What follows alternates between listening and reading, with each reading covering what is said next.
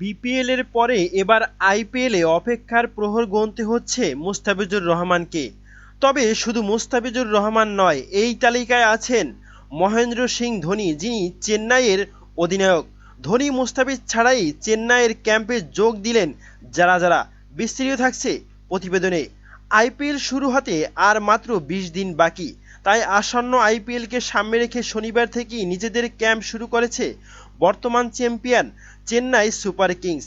যদিও প্রথম দিনের ক্যাম্পেই নেই বেশিরভাগ তারকাই, তবে এবারের আইপিএল একমাত্র বাংলাদেশি খেলোয়াড় মুস্তাফিজুর রহমান।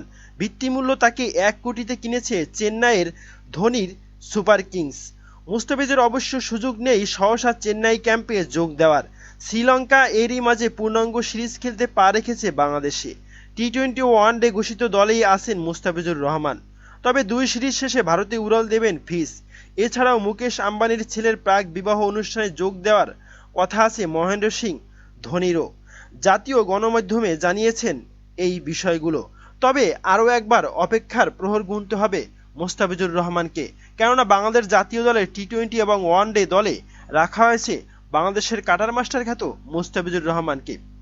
প্রিয় দর্শক, আপনার কি মতামত?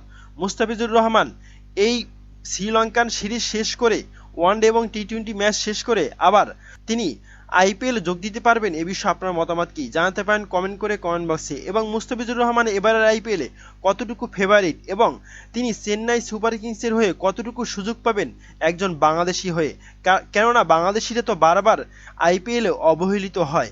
এ বিষয়ে আপনার মতামত কি জানাতে পারেন কমেন্ট করে কমেন্ট বক্সে। ধন্যবাদ।